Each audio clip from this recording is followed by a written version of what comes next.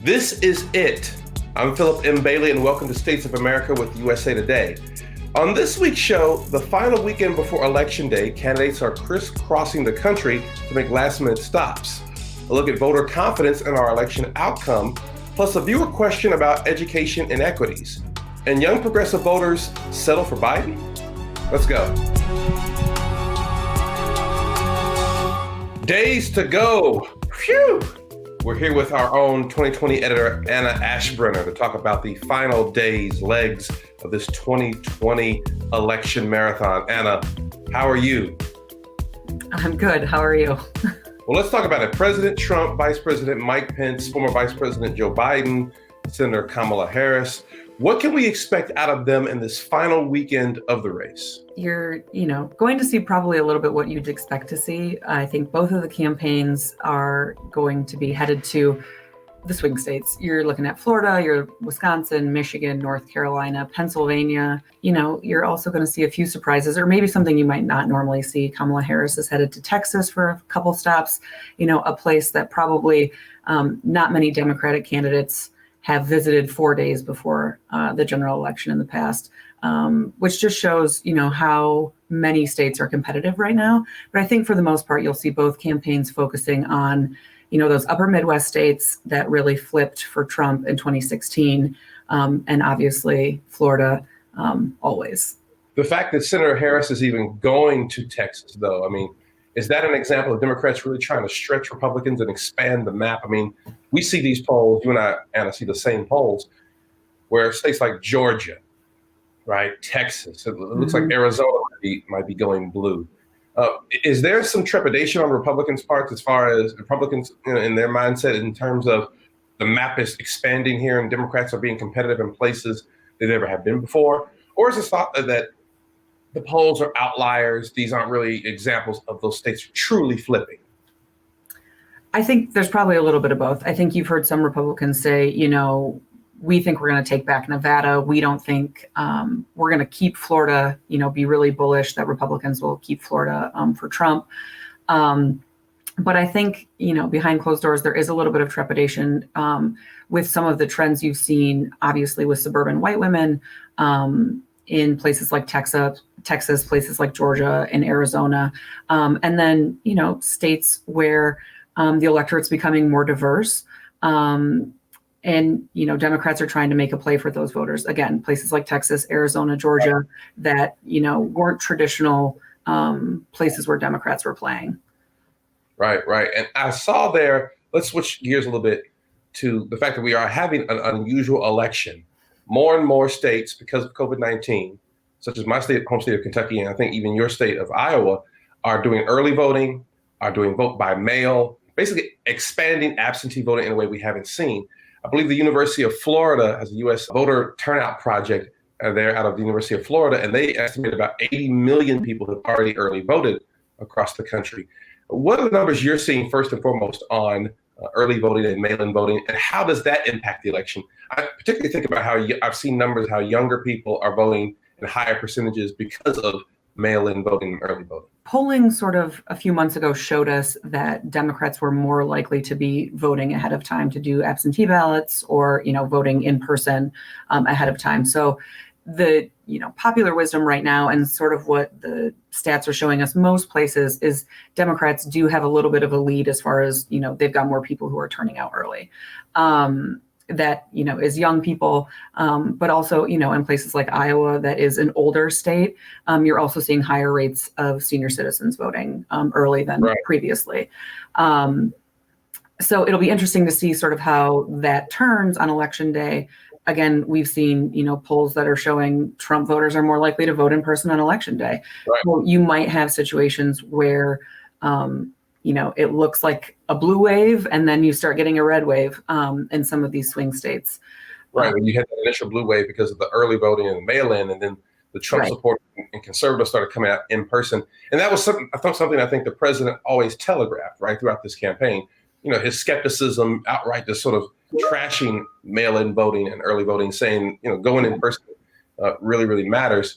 One thing I saw that might be a good sign for expanded voting is the Supreme Court decided in a 5-3 decision to allow Wisconsin to count ballots after a certain time period after the election. I think 3 days after the election was the dispute. Many people saying this is a remarkable sort of win for democracy itself. You saw Chief Justice John Roberts and Justice Brett Kavanaugh, two more conservative members of the court, side with the more liberal wing of the court in that decision. Let me, I guess, ask you about that decision in particular. Is that something, we're seeing all these little sort of separate challenges, whether in Wisconsin or Minnesota or North Carolina, Pennsylvania, these different challenges to counting the votes and how long those votes should be counted afterward. What do you think that indicates for how election night will go? Do you anticipate we'll see a winner and be able to project one on that day? Or do you think it will take days, maybe even a week or so, until we actually know who won this presidential race? I don't think we will know on Tuesday night, but I'm also not a person who thinks we're going to be counting until Thanksgiving. So I think it'll be probably a couple days. What some of these cases have hinged on is who gets to make the decisions about election law in these states. I think that's what we've seen in Pennsylvania. And, is it the legislature? Can judges make rulings that expand when votes can be counted or deadlines for voting? So it's really nuanced. And, I don't know how much we can actually know about what the Supreme Court thinks about some of this until we see which cases, if there are any, that make it to them. But, we have heard President Trump say in the last couple days that we should know on election night and that we shouldn't be counting for days after. But the reality is there's no legal deadline except for when the electoral voters, the electoral college voters get together and cast their ballot and when states certify their results. There's no law that says we have to be done counting on election night. Right. That's more of an entertainment sort of value that we in the media have created, giving people a sense of who's the projected winner. But you're right, people don't really remember the certified election results often come days, if not weeks after an election. Yep. Anna Aschbrenner, 2020 editor for USA Today. Thank you very much for joining us here on States of America. The end is nigh. Coming up, a look at how confident Americans are in the election outcome. You have folks on both sides of the aisle who are just expressing concern about what's happening, although granted in very different ways. Well, we're just a few days before the election. We're going to talk again with Robert Griffin, the research director for the Democracy Fund. Thanks so much for being with us. Thanks for having me. Since people are now casting their ballots, preparing to cast their ballots on election day, some people, how confident are Americans that their votes are going to be properly counted? What have you found? Well, I think there's good news and bad news. So the good news is that when you ask people whether they think the votes in their local community or in the country as a whole are going to be counted, you see majorities of Americans saying that they feel pretty confident about both of those things. Now, that said, it's also a little worrying that you have about 25% of people saying they're worried about it within their own community, that maybe these votes will not be counted as people intended. And you also have 43% of people who are worried about it for the country as a whole. So they're a little more trusting about what's going on in their local community, a little more worried about what's happening nationally. Now, I think some of this is a natural reaction to just a really uncertain situation. COVID-19 has kind of turned the world upside down for a lot of folks. And there's been a lot of talk this election cycle about people's concerns about whether or not the votes would be counted accurately. So again, I think good news and bad news. Overall, Americans feeling confident, but there is kind of a worrying minority of folks who are expressing concern. But 43% of Americans saying they're concerned that votes in the rest of the country might not be counted accurately. That seems like a really high level of concern to me. Do we have any context? Is this a question that has been asked in the past in previous election cycles? Yeah, it has one. It's been one that's been asked in the past. And, I think this cycle we're seeing it just being a little bit higher just because the concerns have never been brought up as much by the presidential candidates. You have folks on both sides of the aisle who are just expressing concern about what's happening, although granted in very different ways. That's just leading to, I think, higher levels of anxiety among the American public. So Republicans and Democrats, they see so many things differently these days. Do they see this question differently? They actually are pretty similar. Like in some ways, Democrats are maybe just a shade more confident about the fact that the votes might be counted accurately. They're feeling just a little more confident about this. But on the whole, they actually look pretty similar, especially in the context of with a lot of poll questions. You ask Democrats one question, you ask Republicans the same question, you get wildly different answers. In this scenario, pretty similar answers. President Trump on a couple of occasions has refused to commit himself to participating in the peaceful transfer of power if Joe Biden is declared the winner. And I wonder what you're finding in attitudes by Americans about what would be appropriate or inappropriate once the votes have been counted. So we actually asked two questions about this. The one is specifically about President Trump. So what happens if he wants to not leave the White House, refuse to leave his office by saying that there were illegal votes cast? Majorities of Americans, and this is across the political spectrum, say that this would not be appropriate for the president to do. There are partisan differences that exist there, but it's important to recognize that just really majorities of just about everybody say this is not an appropriate action on the part of the president. If you take something else where it's likelier that something Joe Biden might do or a Democratic candidate might do, like try to say we should have a do-over election because the popular vote and the electoral college aren't matching up with one another in ways that feel good for democracy, this is also seen as inappropriate by the American public. So by and large, people really expect the candidates to play by the rules, that, the election is what the election is, the rules are what the rules are, and, the person who loses should sort of admit it. Of course, we would hope, I think, that Americans would kind of endorse playing by the rules, following the Constitution. It was interesting to me, though, that 38% of Republicans, nearly 4 in 10 Republicans, said that it would be appropriate for President Trump to refuse to leave office if he felt he lost because the election was rigged. Did that number surprise you? It did.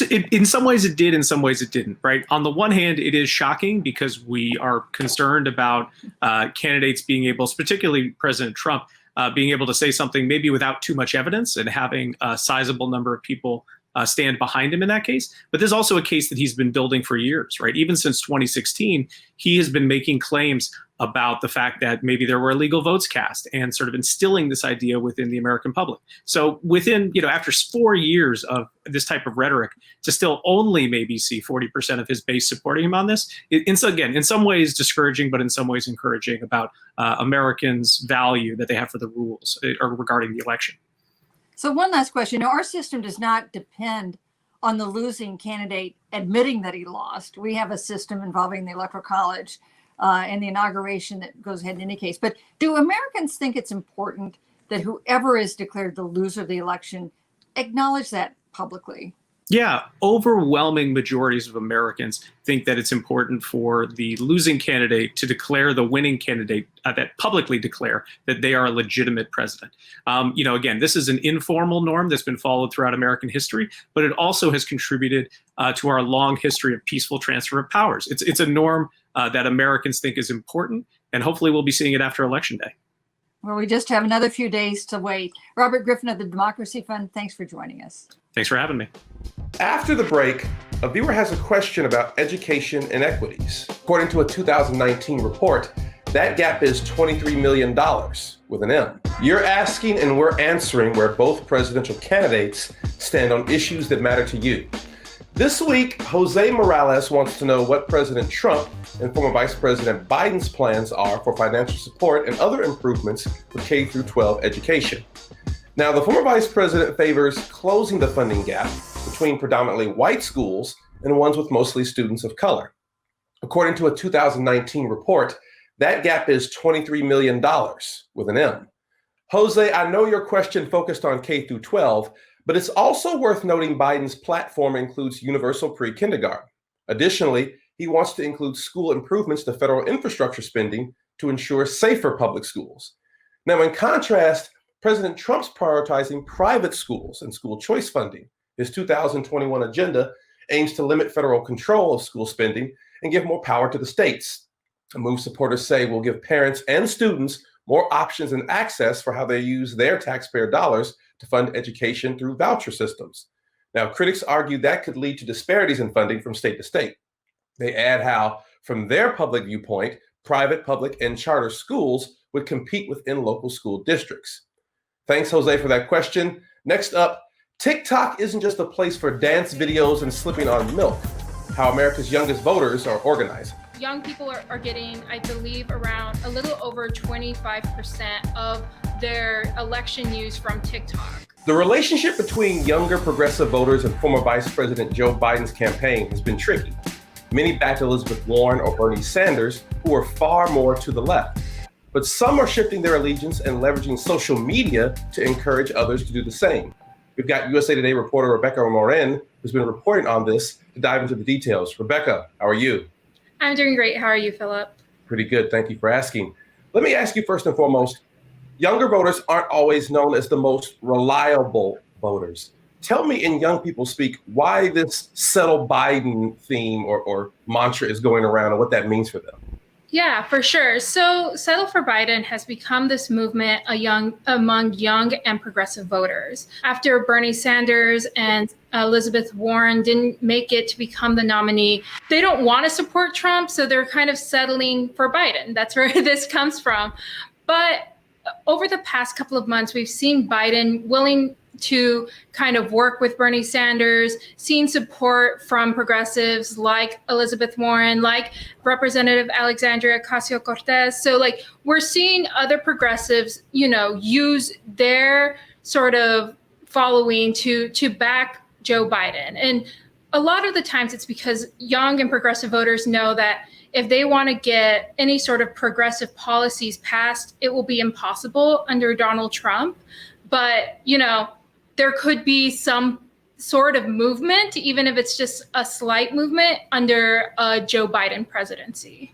Right. But is this a win for Biden? Right. I mean, if, part of being a voter and what campaigns want is for voters to be energized about your campaign. If they're just voting for him out of, oh, we hate Donald Trump, is that really a win for Joe Biden? So from what I've reported on and who I've talked to, there was this sort of kind of lackluster energy where people were just like, should I even vote? There is a lot more energy, I would say, than there was a couple of months ago because of just Joe Biden's willingness to kind of work with progressives, the progressive support behind them. That's where social media comes in. So Settle for Biden, has a really large following on Instagram.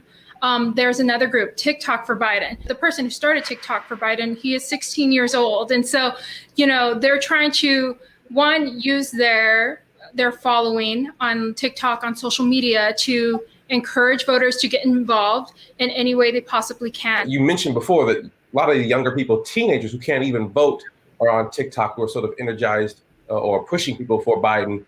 Is that a future investment? Is that something that maybe Senator Kamala Harris will want to pay attention to as a future presidential contender? What's the incentive for those people to be involved? From what I've seen is that Gen Z knows, they already know they're going to be disappointed. That's why they have these movements. They're using social media to try and even just get a little bit of incremental change right now. And I think we're seeing a lot of that from the younger generation, is knowing that, like, I want to be idealistic, but when I need to, compromise and, try and make tiny incremental changes, I will reluctantly do so. Rebecca Morin, USA Today reporter, thank you for joining us. And also, everyone, please check out Rebecca's story about young voters settle for Biden. It's on usatoday.com. It's a very interesting story. I learned a lot from it myself. Rebecca, as always, thanks for joining us on States of America. Thank you. All right, everyone, that's it for this week's States of America. But check us out on election night, where we'll have some of your favorite USA Today writers and contributors. See you there.